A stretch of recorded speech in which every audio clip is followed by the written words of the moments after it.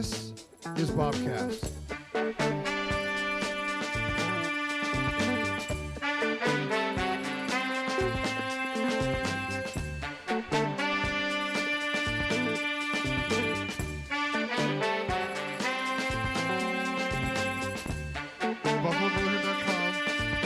BuffaloBrotherhood.com. Good evening, ladies and gentlemen. Welcome to Buffalo Brotherhood's BOBcast, episode 99. I butchered that. I apologize coming into this. This is the Buffalo 99 Brotherhood, episode 99. I'm Ryan. Alongside me, as always, is Mike. And he's in a great mood this evening. Let me just say. Great. Across the table from him is Doug. And we are joined tonight with a very special guest. Mr. Josh is back here with us this week. And this week we're going to be talking about scouting, about getting young men and involved in scouting. The Boy Scouts of America. The Boy Scouts of America, the Cub Scouts of America. It's all Isn't it under a one theme umbrella. song? They have lots of songs, which I'm learning this last 2 years. Josh is our pack leader. Cub Master. Sorry. In fact, he was like Cub Master of the Year last year, right? For the district, For our district, and we are the Golden Golden Eagle District. Eagle. I almost said Arrow, but that's not true. Golden We're Eagle the Crossroads of America Council. See, I'm getting the verbiage down. I actually, when I butchered the entrance, I was going to go into this, 106 years ago. We just missed the birthday of BSA. February 8th. February 8th was the year. It was in 1910.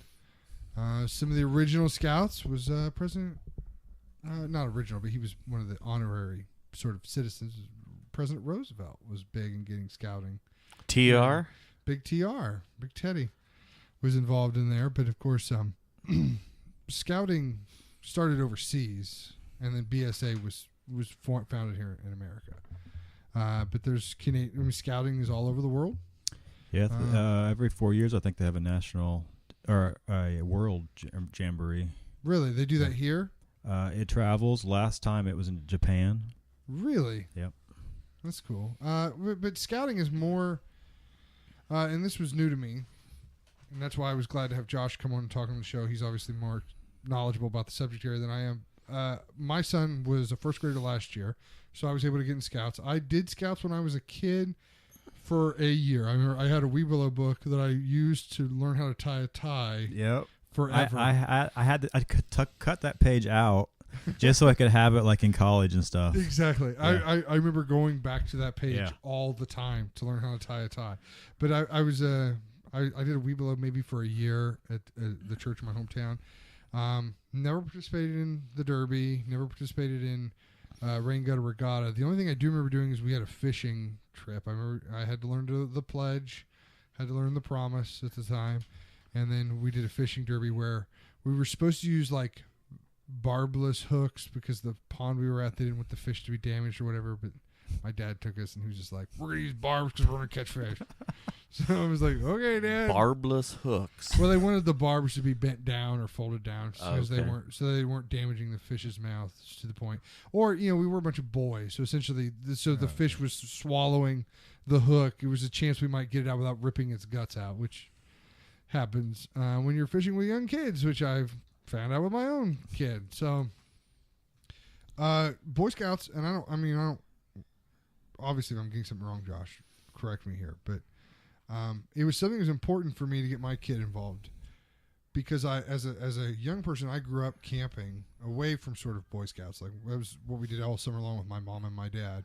Started out tent camping, then pop-up camping, and then later they had like a pull behind. But I spent over a month, I'd say, every summer outdoors. And I'm not a real big outdoorsy kind of guy. I'm just not. But that was our vacation every time. Doug, when we were in high school, we went camping, right? Or we went on outdoor excursions, and as you can tell, I'm sure the story will come up if it hasn't already. I'm not super prepared and wasn't real knowledgeable about what I was doing, but we always went. We always had a good time. We had great stories. Stories. Came out of that. so it was kind of important to me when my son got first grade and we got the information about scouts that I was going to go. We went with the first meeting and I had no intention of volunteering at all because I'm not big outdoorsy. But you get there and start looking around and be like, who else is going to do it if you don't do it? Well, the Tigers especially because they're the first year group, and so there's no designated leader. So the Cub Master kind of has to say somebody needs to step up here. Yeah. So somebody's getting drafted. It was interesting to be, and it was only my second year, but it was interesting already in my second year to watch you have that conversation with the Tiger dads. It's awkward. That's an awkward conversation for me because I don't like to put people on the spot right at the very beginning of Cub Scouting, you know. But somebody needs to be the leader because somebody has to lead the dens. Reminds me of some D&D sessions. Yeah, absolutely. Come on, guys. Somebody's got to be the leader. Yeah. Sure, yeah. Only, hopefully, the Cub Scout group doesn't all die. Right. As a consequence of bad leadership. That's the big difference. That's the big difference. Although I will say this year we had one leader said he would lead and then he never came back. So sure, I'll do it. You see him at Walmart. He's like, he shoots around the corner. He doesn't want to get close to you. I can track you down. But yeah, that's an awkward conversation for me to have at the very beginning of the year. I was on. I think next year. Are you gonna be around next year? I'm not putting you on the spot. That's a good question. You don't have to answer it. Okay, I redact the question because here's kind of like I want to have more forethought going into it. I want to be like, okay, tonight we're having the big meeting, and I'm gonna there's all the Tiger dads over there. I'm gonna put my money on the guy on the red shirt, and we're just do a little straw poll to see if we can't predict who's gonna be that guy that steps up and says, "I'll do it." Because I don't know, I had a lot of fun last year as a Tiger leader. It's a learning experience, especially, and I imagine this year might be easier than last year because the Cub Scouts unveiled a whole new system this year. They redid all the manuals. They redid the advancement program. They used to have beads. Now they do belt loops, which are a little more snazzy, I'd say. Yeah. But I thought they did a good job with the new leaders guides because they kind of plan out the meetings a little better.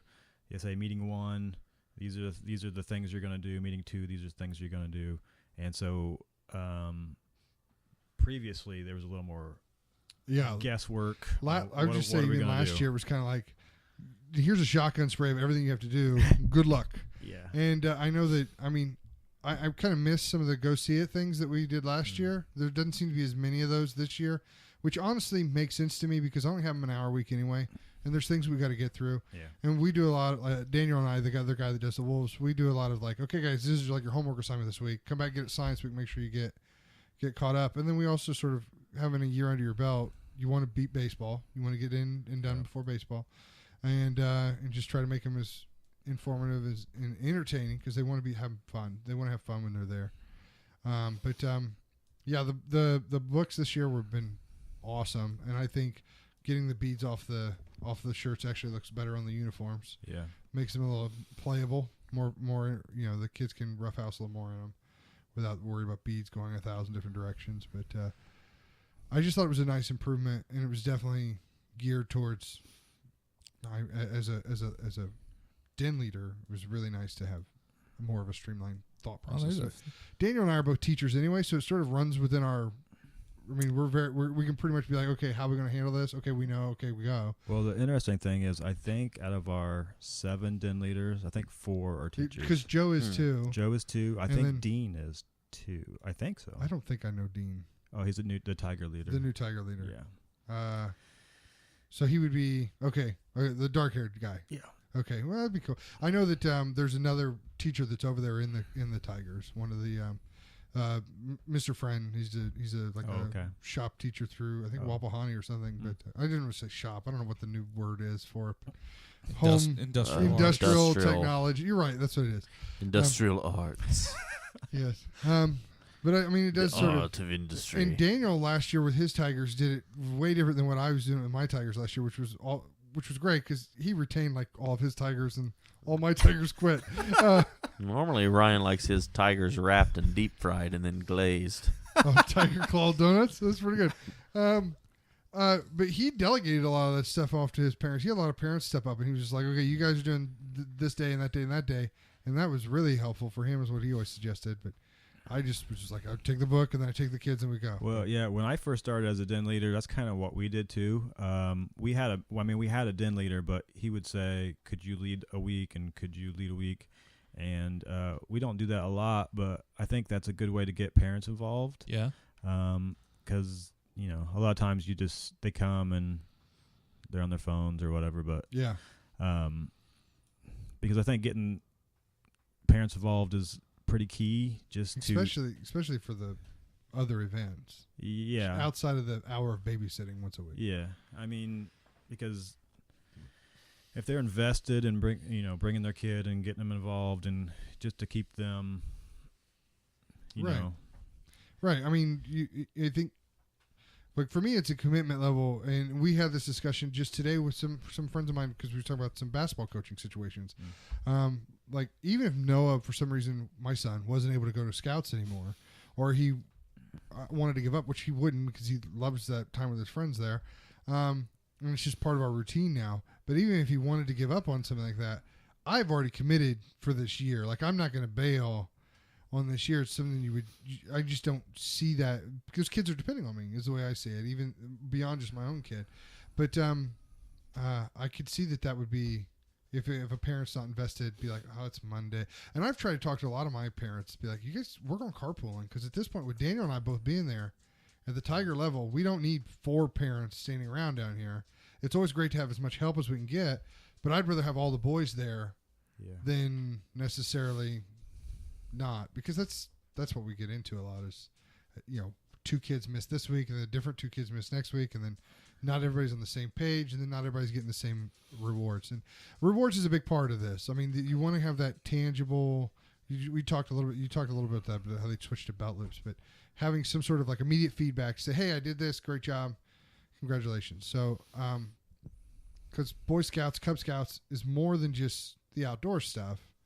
It's about, I mean, maybe you speak to this more than I can, but to me, it's more about fostering leadership. It's fostering relationships. It's fostering discipline when it comes to do that. I mean, Noah has more Cub Scout homework on some weeks than he does have homework, because some of those discipline pieces are lacking in the school at this point. So if it's something you want your kid to be a part of, or if there's that level of, you want to sort of translate this stuff, that's been a great outlet for us to do that. And not to mention like the service part of it. And I have enjoyed the new sort of centering on religion that sort of came with this new one, because I don't remember any of that last year. It was in there a little bit, but I think at least, I don't know if every den had it. I think the Webelos did, but now each of the dens has a footsteps, something to do with religion. So, and I think as somebody of faith myself, I think it's important, and I love to. I've read it several times because it's kind of a touchy subject, and I understand it could be a very touchy subject. Dan and I both sort of said we're going to leave that mainly to do at home, but we do hit on it a lot, because if they haven't got it yet, we want them to get it. But it's like, it doesn't matter what you believe or how you believe it, but you need to believe something. You need to have a belief, even if it's a belief.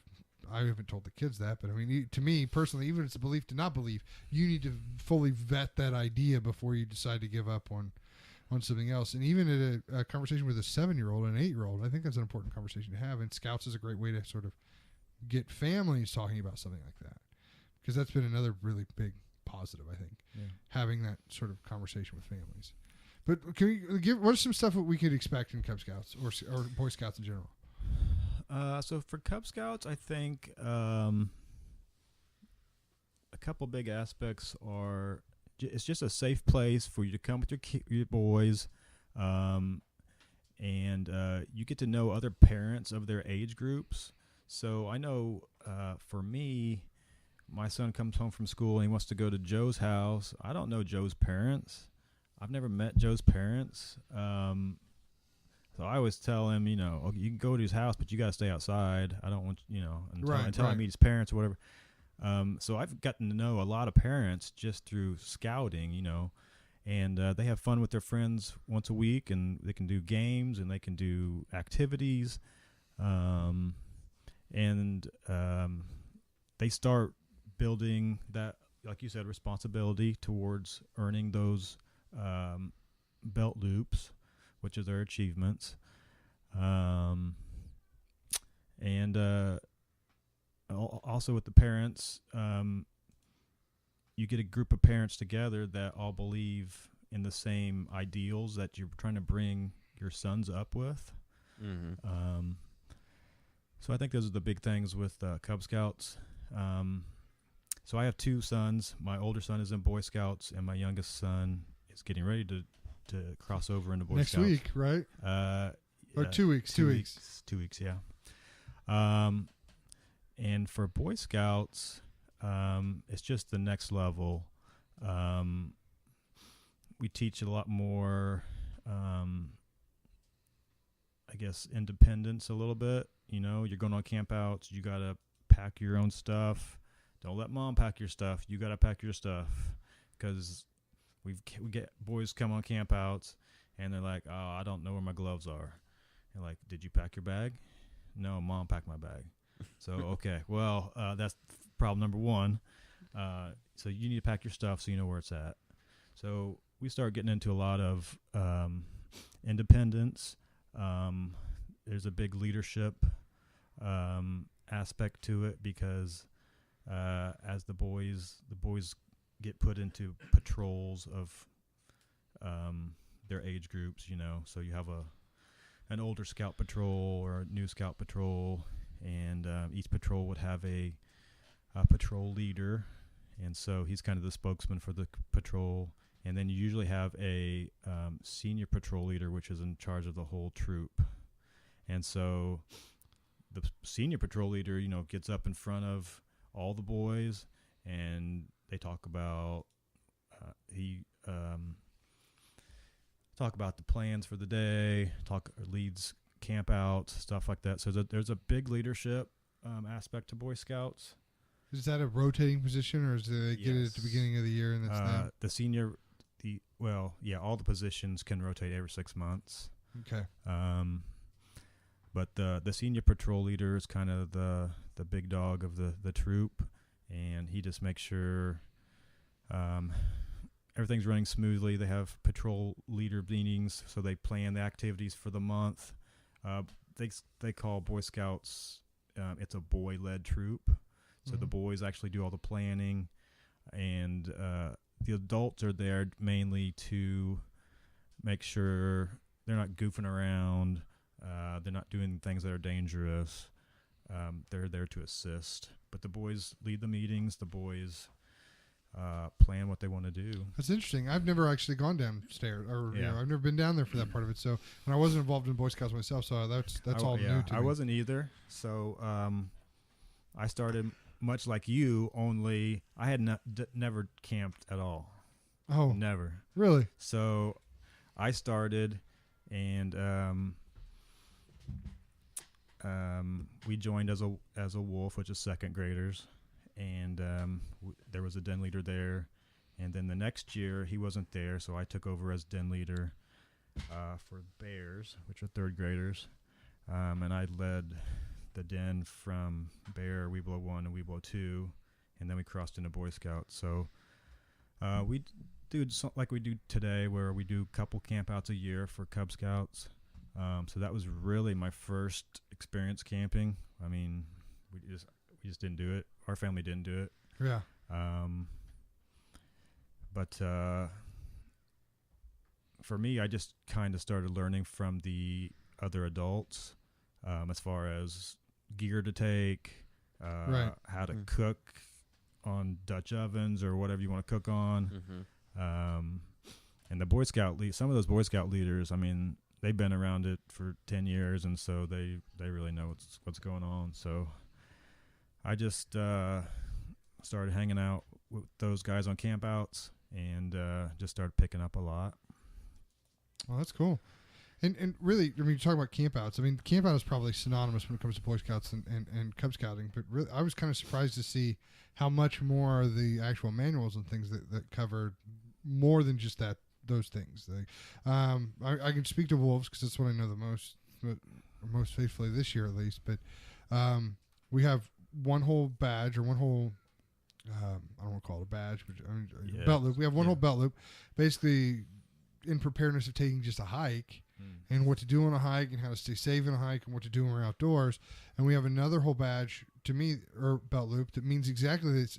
It's weighted the same way to me. That's all about campfire stories or performances or telling those humorous events and getting boys up in front of people to sort of you develop those things. So to me, like in my mind, it's interesting to see that Scouts themselves weighs both those things equally.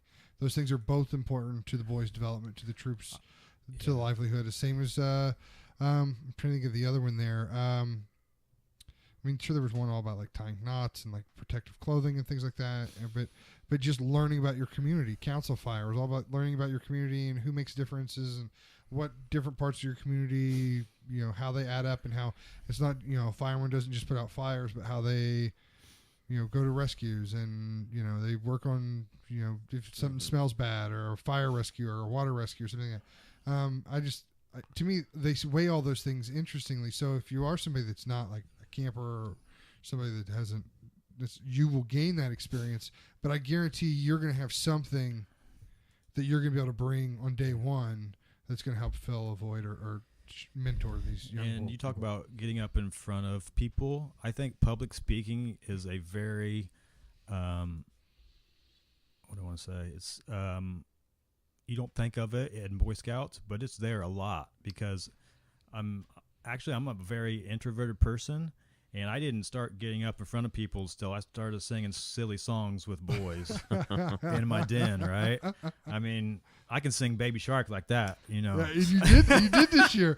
That's my favorite song. I kind of put you on the spot at the beginning. I was like, we're not going to do anything fun this year? Come on. You were like, yep, I got it. And up on the stage you went. No, Baby Shark, that's my go-to song. But I never stood up in front of people until I started being a den leader and I started talking to these boys. And then I became assistant Cub Master, and okay, I'll do I talk about Pinewood Derby or whatever to the parents. That's fine. And so it just, and now I can, pretty much. You do it every week. I do it every week.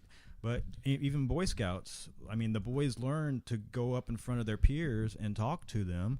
Yeah. And when they go from there's 6 classes in Boy Scouts, as they go from class to class, they have to what's called a board of review. So they go in front of committee members, and they talk about the things they've accomplished during that class period. So they're selling themselves. Yeah, and it's so a job interview. It's a mini job interview, exactly. And they do that 6 times between when they first join and 18 when they get before they get Eagle Scout. And so, you can see these boys grow in public speaking, in their mannerisms, eye contact, all that good stuff. And just a couple weeks ago, we had what's called Scout Sunday. It happens every year to celebrate Scouts. And our charter organization is a church. And so on Scout Sunday, the Boy Scouts lead the church service. Really? That'd be neat to see. Yeah. They lead the church service. So we had a Boy Scout give the message to the congregation. He's talked for like 20 minutes. Wow. And I mean, he's not like a super outgoing person, but he's gained that confidence, and he did an awesome job. That's cool. Yeah. That's cool. Awesome. And it's those values that we sort of talked about before that they're gaining through all of this, and they're having fun the whole entire time.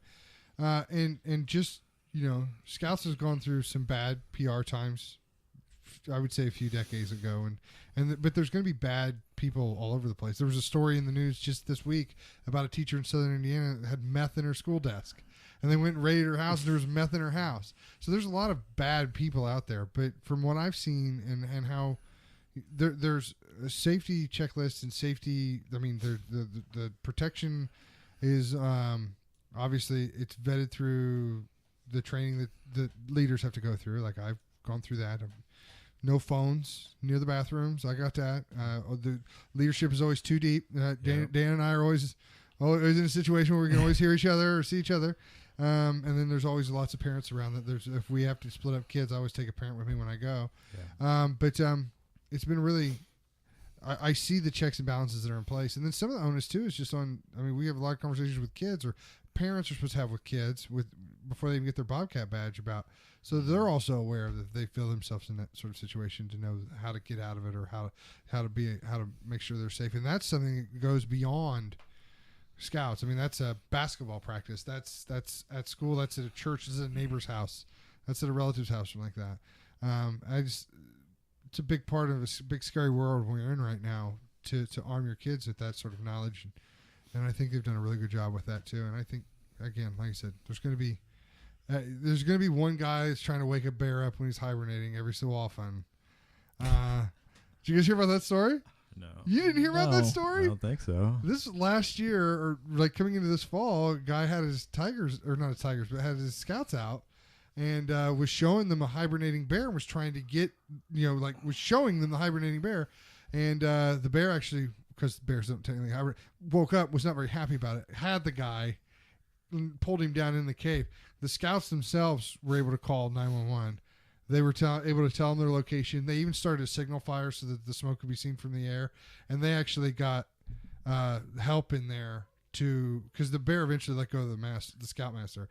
I don't want to call him a master because it implies apparently he had some knowledge on the subject, which obviously he didn't.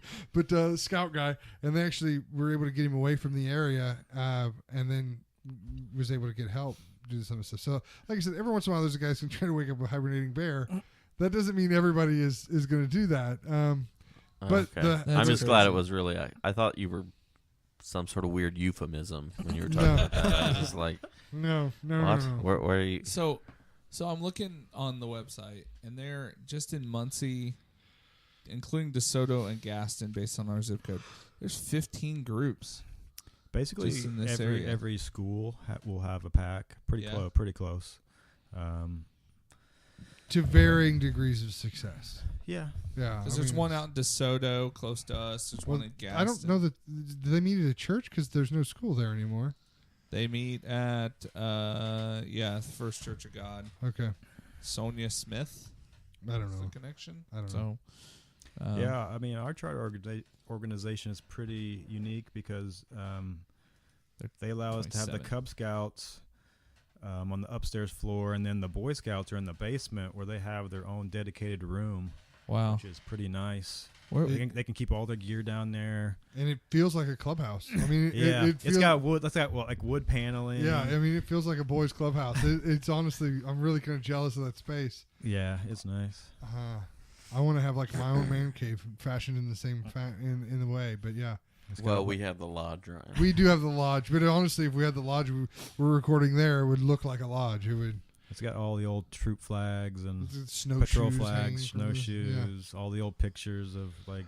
So it's camp. been there for a while. The Boy Scouts have been there like 60 years. In that building. Wow. Well, yeah, at least with the church. I don't know if it was always in that building, but yeah. And the Cub Scouts have been there like 30 years. Wow, that's crazy. Because just from looking at the groups that are around here, so you guys are pack 11. So how do you get that number? Like, is that number based on? I don't know. You don't know? I don't know. Okay. I'm sure it was. That was before before my time. Yeah, I'm just based looking on the order. Because then there's like I think it was. because there's like pack 189 that's in Muncie. There's a pack 1. There's a troop 1. Yeah, they're the ones right across from the fairgrounds. You always see. Yeah, the Riverside Church. Yeah, right there. Yeah, you're right. They do the parking. Yeah, I was going to say their fundraising is fixed, man. Every 4th of July. Huh. So they're pack number 1. Troop 1. The Boy Scout troop. But of our area. Okay, I'm looking at the Cub Scouts. Different. There's a different map for different groups. That's awesome. I've never looked at the map you're talking about, so it's a find a scout group in your area. That's good. I'm actually like, if you look, there's going to be a Boy Scout troop there at YOC. I was one of the charter members on that one there. Yep. Number 7. Yep. Okay. Yeah. Number 8. That's cool. And then cottage number 8. For cottage number 8. Yeah. So, what's the youngest that the kid can be in it? First For first grade, they would be a tiger. Okay. And the first graders, the parents have to stay with them at all times. Okay. Just because they're wild animals. Yeah, they're first graders. Yeah. And they will Completely run understand. everywhere. I'm so thankful I was never a tiger leader because I don't know if I would have made it. Yeah. Because they. It's not as bad as being a kindergarten teacher. I'll just say that. So I have a son. He is 17 months now. We'll get him on the list. Yeah. Get him in there.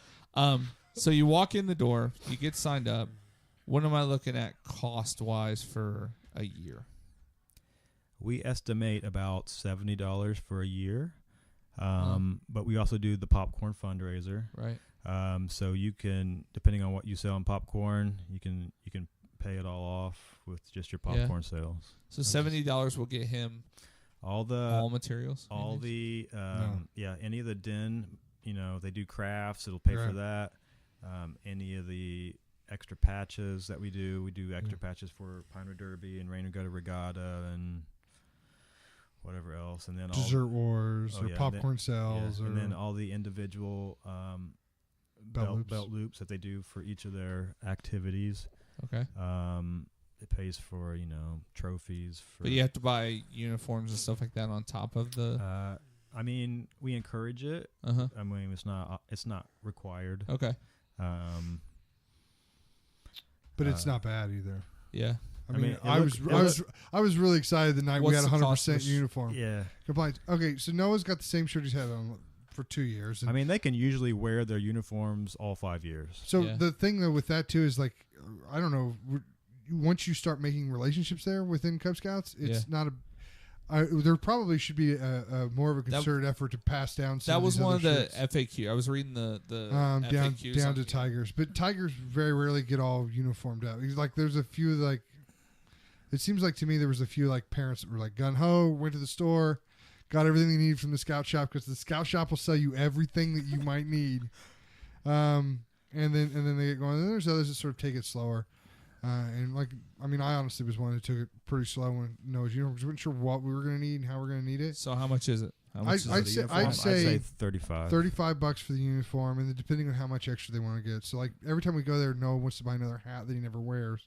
But I mean. I want to encourage this stuff because I think, like, especially the casual hats, like if he finds a hat that he could wear, he needs to be proud of that. I mean, he works hard at it all year long.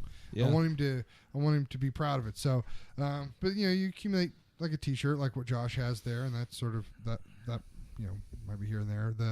The book itself, I think, was $8. Maybe you could spend an extra $1 if you wanted to get like a spiral bound so it laid flat. Yeah. But really, I choose not to sell popcorn, not because I don't love popcorn. I love popcorn. He just hates Orville Redenbacher. I just honestly, it's just one of those things. That was like, I don't want to hit up my families too much for stuff like that, and I know that there'll come a day when I'm going to want to tell Noah, okay, now it's your job to sell so much popcorn. But there's opportunities to sell at like the marshes and things like that where you're really not taking ownership of that selling. You're just getting the kid involved. They're kind of boned, because the Girl Scouts have the market with the cookies and. Oh yeah, you never hear their boxes are $4, and our popcorn's like 20. So you never hear, it's Boy Scout popcorn season. There honestly have been people that, like my mother-in-law was always one who was like, is he selling popcorn again this year? And I'm like, you can buy it from somebody else. It's okay. It's not going to hurt my feelings.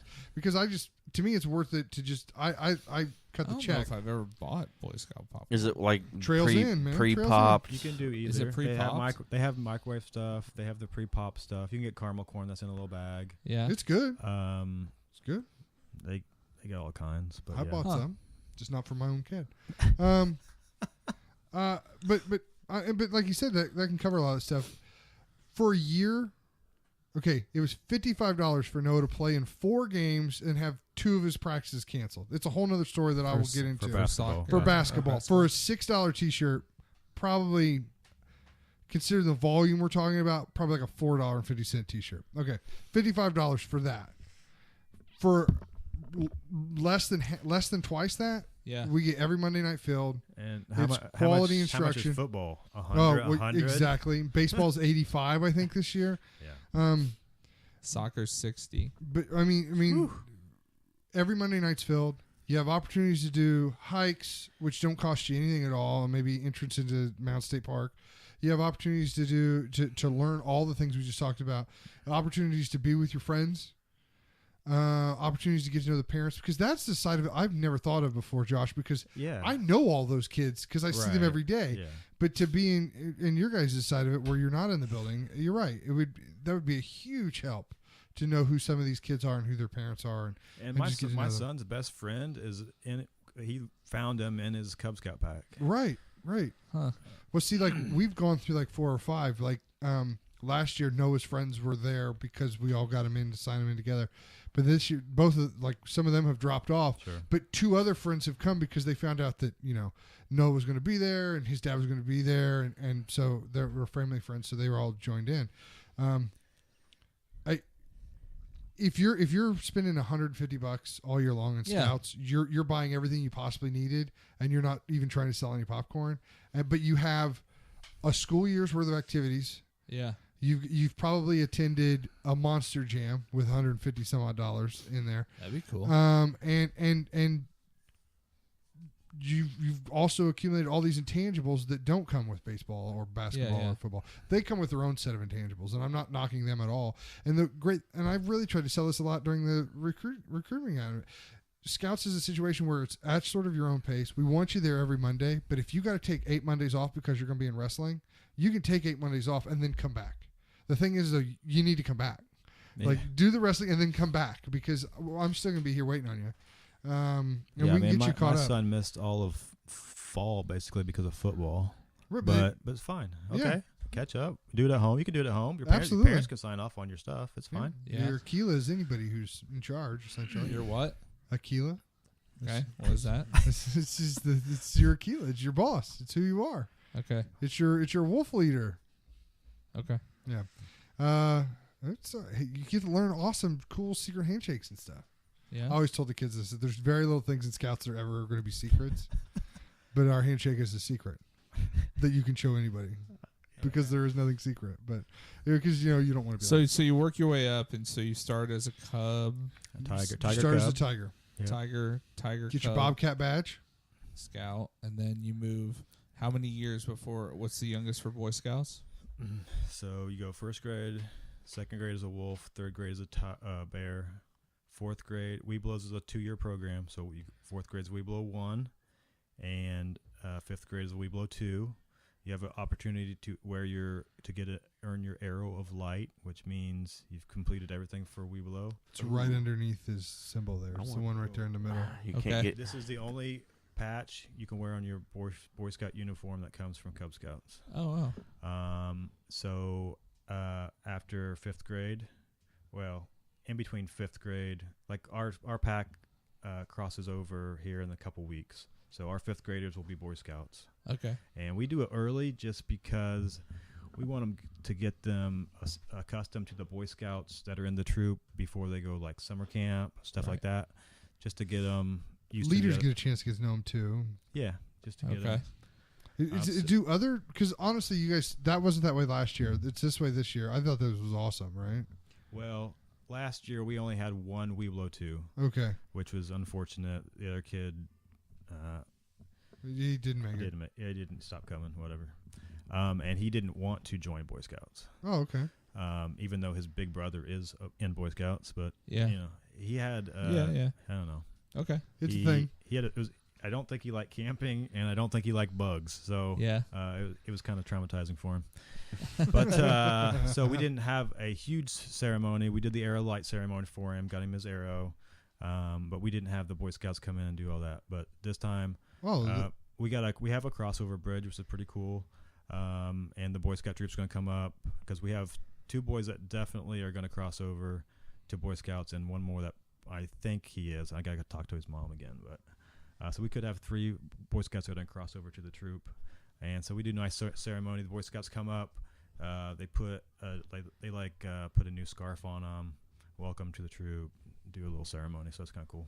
I just thought it was nice that sort of it ended it a little bit earlier than where it was before for those boys, so they had that opportunity to get to know kids they were going to go spend several days with over the summer. Possibly. Now, Ryan, Is the arrow of light a +1 or +2? To dexterity? I don't know. It's probably +2 dexterity. +1 wisdom. +1 wisdom modifier. That's cool. Yeah, I was just blown away by all this stuff last year. Then this year, it's even more so. I think just interesting. All these opportunities are there.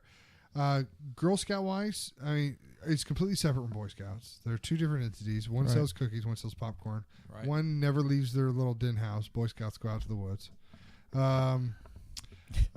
Both can be led by females. Just Boy Scout females are tougher in general than what Girl Scout females are. I don't know that a boy would ever lead a Girl Scout troop. I wouldn't. I mean, honestly, I'm not saying it's not possible, but Girl Scouts actually start in kindergarten. So if you're interested, she's already said that she kind of was interested in it. But she can never be a Boy Scout. So if you're fine with that. I understand. It's not a this or when that. she gets to be 16, she join a venturing. Do we have any takers on that? Wait, there's a venturing. I think they call them crews. Right. Yeah, that was the next they're kind of step. What about? I don't know much about it, but I know there are some females in there. I always thought it was a little strange, but Venturing provides positive experiences through exciting and meaningful youth-ran activities that help members pursue their special interests, grow by teaching others, and develop leadership skills. That's what it says for venturing. The physics gear is 1790, which we honestly haven't talked about much, and I dropped the ball huge on that. So if anybody's listening for physics gear, I apologize. I take full responsibility for that. But they operate under a Boy Scout license. I don't know what troop actually meets there. What they do, they basically started as a Boy Scout troop to hit some of the STEM stuff, the science stuff for the robotics. But I think it was more of the insurance liability that they wanted that Boy Scouts has to offer while the kids are there working on the science stuff.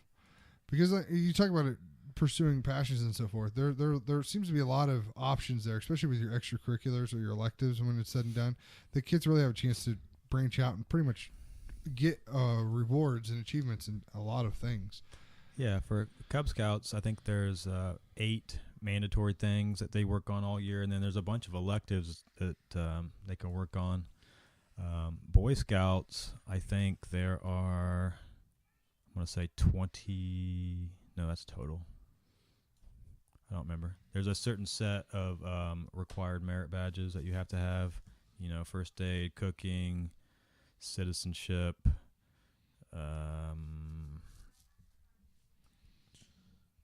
whatever. There's a bunch of but there's like 120 merit badges they can work on. Yeah. Whatever you're interested in, Yeah. you can start working on it. That's neat. Find a merit badge counselor that can help you get it done.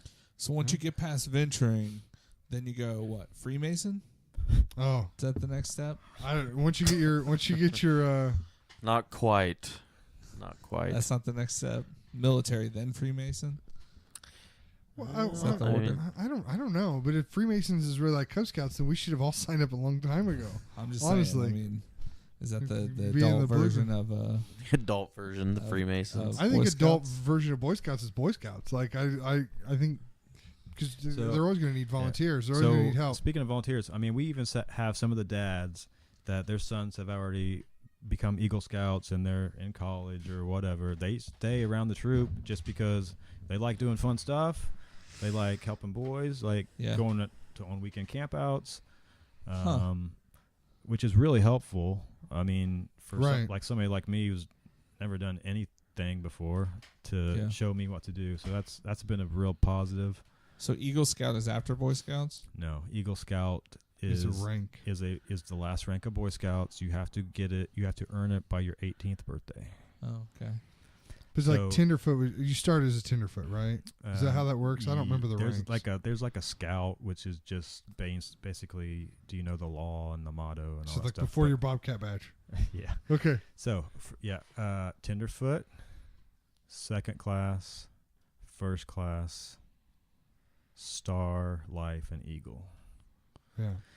I mean, the thing too about Eagle is my interpretation of this, because I was talking to when we did our telecommunications trip, we went to Ball State, went to the radio station there, and had a good time.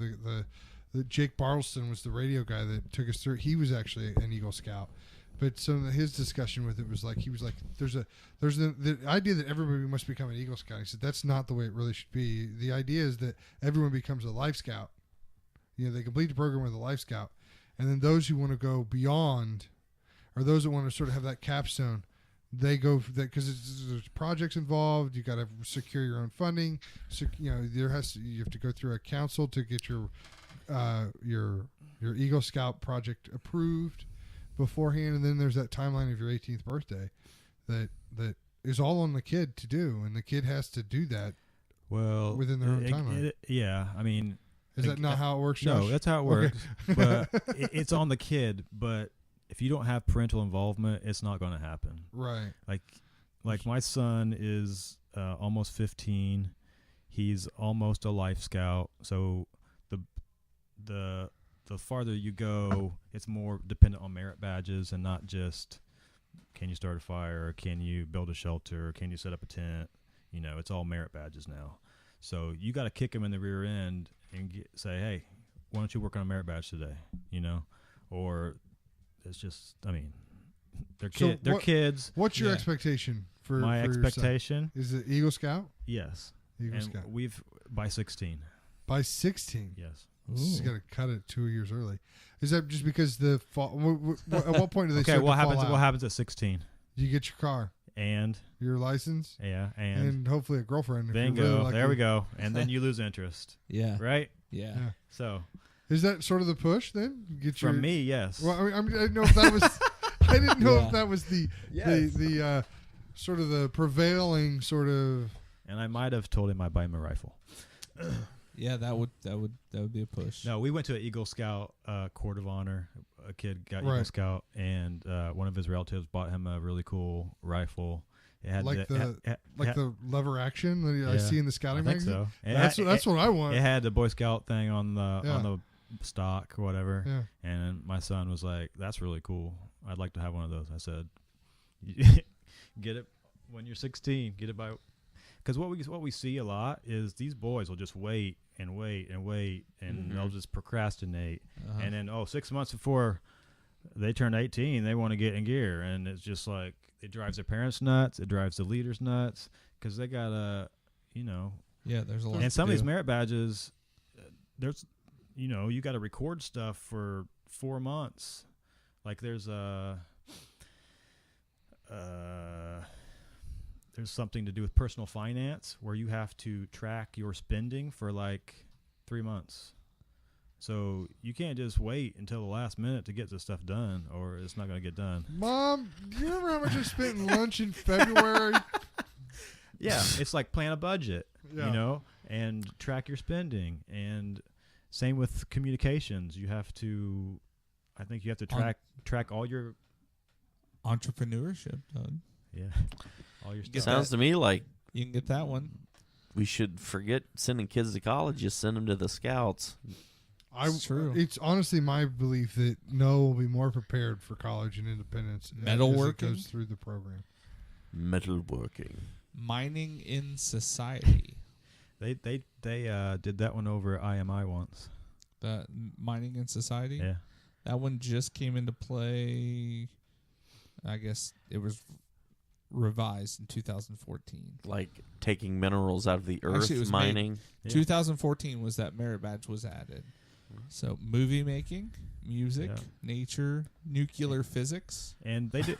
We'll talk about Boy Scouts for a minute, but they do. Their summer camp is pretty amazing. It's down by Bloomington. It's called Randsburg. It's right on the edge of the Hoosier Land National Forest. It's really beautiful, right on Lake Monroe. So they have all the water sports. They have sailboats. They have kayaks. They have canoes. They have motorboats. My son has his motorboating merit badge. Before he was 16. How about that?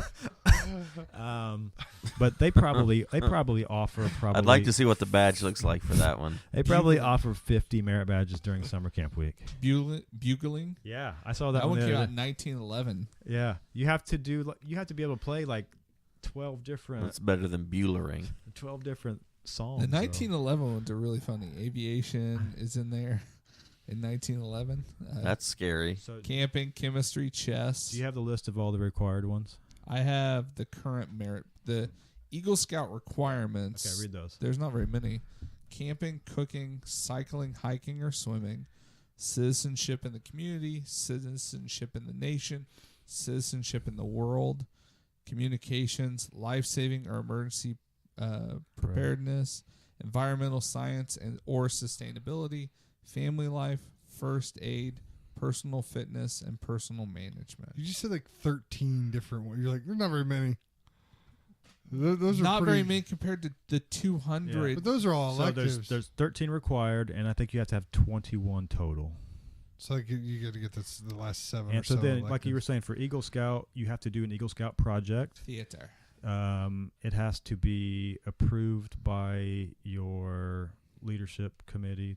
So they decide what project they're going to do. They come up, they present it to the committee, basically. Space exploration. We either say yes or no, or go do some more work on this. It might not be it just might not be an Eagle Scout worthy project. Yeah. Yeah. My project will be motorboating. Search and rescue. I need 10 volunteers. Sculpture. Moving on, Douglas. But I mean, So Eagle Scout project Herpetology. is a lot of work. Herpetology. You have to, like you said, get your own funding for whatever materials you need. Yeah. There's a large amount of paperwork involved. There's a packet you have to fill out. What materials are going to use? What safety stuff do we need? What tools do we need? What manpower do we need? You have to log. It's like business planning. all the it is a business plan. all the man hours that so you need to, when people if come, you get volunteers, you have to when log people their hours. come to work on it, your project, you got to log all their hours. So they can be Paper. challenging. You can do paper making. My experience with the Eagle Scout project was I did work with a young man who was doing his Eagle Scout when I worked at YOC through the rec department, and he was building a fitness trail. Essentially, wanted to build a fitness trail out there for YOC. He had to go through, like, I had to go sit in a meeting to let them know that yes, it was okay that he put this on our property and that it had been approved through the powers that be. I had to get a letter from our CEO, but all of his funding then came through like the Ball Foundation and Ball Memorial Hospital, I believe, is the ones who sort of volunteered to pay for the different information or different apparatuses. And then like it had to be him digging the holes. It had to be him putting it in place. I was impressed by the young man and what he had to do to get it done. There's a lot of cool ones. One of the ones that sticks out in my mind that one of our boys did recently was the police officer that was killed in the 70s, I think. They did the memorial out by the airport. Yeah. Mm-hmm. So it used to just be like a wooden cross. Right. And so they redid it. They put an actual headstone there. Yeah. An actual, section of landscape property. But he had to contact the airport because it was pretty much airport property. Right. He had to contact the city. He had to find somebody that would make the headstone. Originally, they were going to bring it out, and we had to hand put it on there, but it weighed like 600 pounds. So I was like, no, you need to find somebody with an apparatus that's going to set equipment. It there. Yeah, so, I remember when they had that ceremony. They had the road blocked off. Yeah. They had the police there blocking all that stuff off, so they could have that. So that was one of the more public ones. That's pretty cool. What does that fall under?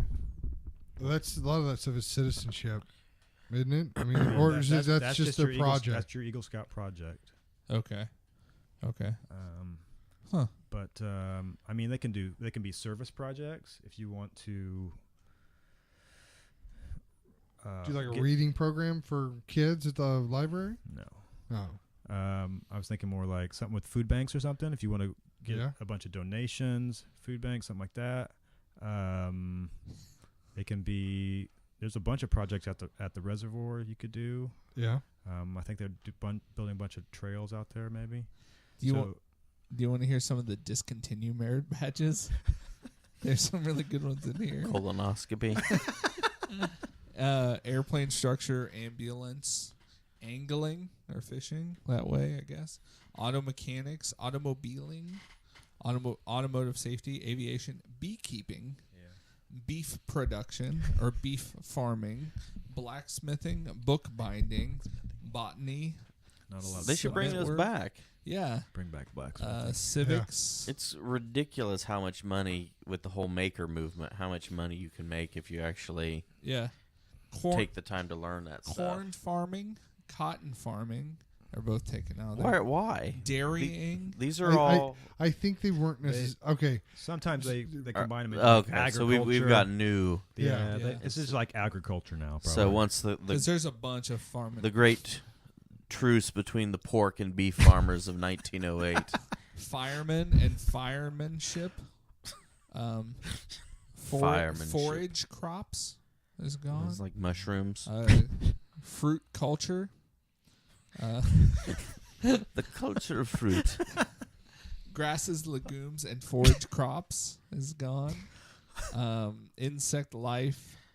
Let's see. There's still an insect one. Master at arms.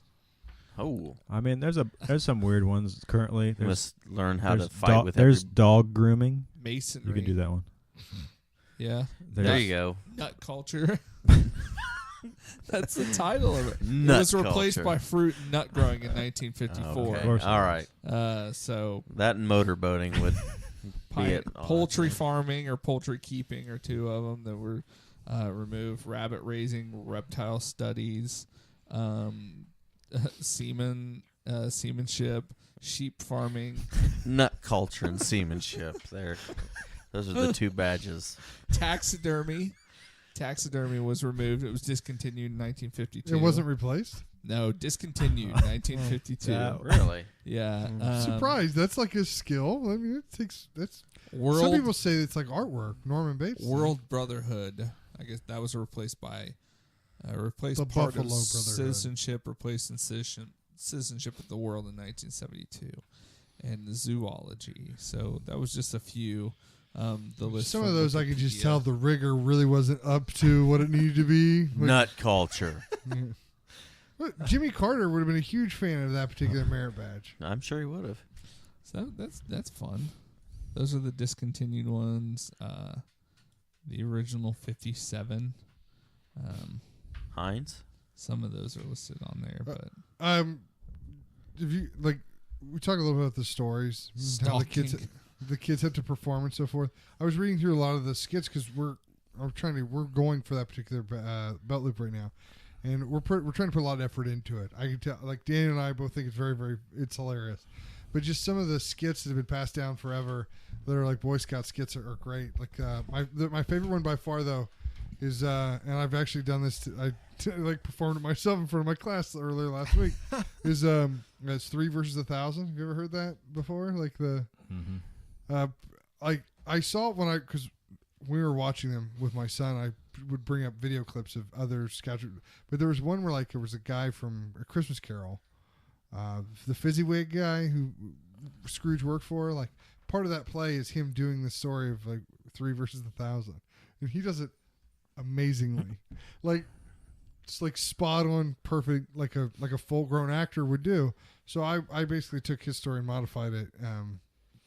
For my own uses, to monologue to the kids that can't run away from me, which are the ones in my classroom.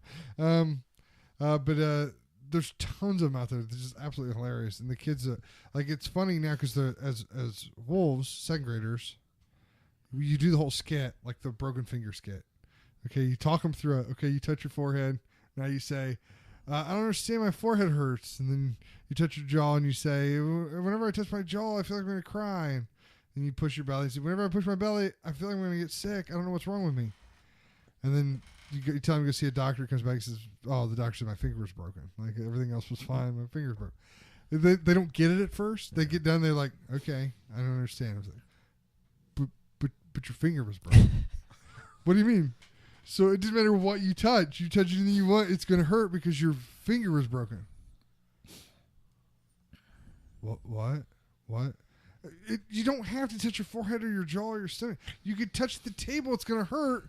The table's not sick. Your finger is broken. I just read the 3 versus 1,000 skit. That's pretty funny. It is pretty funny. I really enjoy it. Don't tell Doug. Let him wonder. I'll look it up. So, and speaking of songs, when these boys go to summer camp, they learn all these songs, right? Because every morning at Flags, they'll do songs. Throughout the week, they'll do songs. And they come back from camp, and, you know, they're ready to lead the songs at the campfires or whatever, and they think it's the best thing. Well, that was during recruitment night this past year, an older gentleman who stopped and talked to me for a long time about how when his kids were in Scouts, and he's now raising his grandson or whatever, and I've seen him there now. But he was just like, we were the singingest troop you ever did see. I know all these songs, and you could tell that was like that. Was he a pirate? We're the singingest troop that I'd ever seen. Well, along the seashore. Is that what it sounded like when I said it? It did. I didn't mean to, because I'm not trying to be derogatory at all. I mean, you could tell that he, like, for him and the memories that he had from those, it was the downtime. It was the time around the campfire. It was the time when they were marching to wherever they were patrolling to mess or to what do you call? What did you just call it? Morning call. Flags. Flags. That's right. That was really important to him, because that's the part that really stuck to him, and you know that had to stick to his kids and the experiences that he shared. But I've had an absolute blast with Scouts, and I'm looking forward to Noah doing it. I guess until he's 16, until the girls take hold. Eagle by 16. Eagle by 16. I'm starting it now. No, it's kind of wishy-washy though. Like he's not gonna be like, because I'm not gonna do it, and if he's not, I don't know. I don't see us making Eagle by 16. What do you mean you're not gonna do it? I'm not doing it. I mean, I'm not gonna do it. I mean, I'm not saying that. Oh, I can't push him. I can't push him like that. I have a hard time with that. You got a foot, right? I do have. Kick him in the rear end. Well, I do. I'm just saying, like he's. You've seen. Do they have a Skylander badge? Well, no, that's not what I'm saying at all. And like I said, and that's what I wanted to try to get her out of. It's just Scouts to me is the camp out stuff has been absolutely a lot of fun. And Noah and I've gone once. We had a good time. We didn't get to go the earlier spring one or the last fall one, and I'm looking forward to doing it in the spring again this year. But like he's just sort of. He's real laid back. Like there's no fire in his belly about something like that. I mean, that's okay. I mean, and I'm fine. That's what I'm saying. Like we're still having a good time with it. So here's a story. When my son was 13, we were getting ready to go to Scouts, and he said, "I don't want to go to Scouts today." And this happened to be the SPL election day. They were going to have a new SPL for the troop. And it was what's SPL? Senior patrol leader. Okay. So he's leading the whole troop, right? Right. Okay. And some of the older boys had already done it. It was kind of time for the middle guys to do it. It was supposed changing the guard a little bit. It was supposed to be between my son and another boy. He knew the other boy wasn't going to be there, so he was going to be the SPL. They were going to nominate him as the SPL, and he did not want to go. And I said, too bad, we're going to go. Right. And once he got there, he was really nervous. And so one of the other guys he's an old timer, had been a scout leader before, talked to him, pumped him up, gave him the confidence. I think he was worried mainly that, he was 13. He wasn't going to have the respect of the 17-year-old kids, right? Right. But that's not really the case. They'll go with what he said. And he was a good SPL. So sometimes I think Scouts is trying things that you wouldn't normally do as far as leadership or trips. We did a high adventure trip this last summer. I've never done a high adventure trip before. They said, we're going to go canoeing. We're going to spend 5 days on a canoe. You're going to take all your stuff with you. You're going to set up tent alongside the river. You just sleep out there? I was like, okay, that sounds... Where'd you guys go? We went to Missouri, down the Current River. So we just got our canoes from an outfitter. They took us out there. I had one waterproof giant bag that I put all my clothes in. We carried our own food. We went 10 miles a day, just pulled off alongside it wasn't like a beach, right? It was like a rock bed. Yeah. So we set our tents on this rock bed. Yeah. But I mean, and it was okay. So remember last June when it rained all June, and we went at the beginning of July. So river was high. Mm-hmm. How were the mosquitoes? They were bad. But the river was high and the river was fast, so we didn't have to paddle, like we didn't have to do extreme paddling.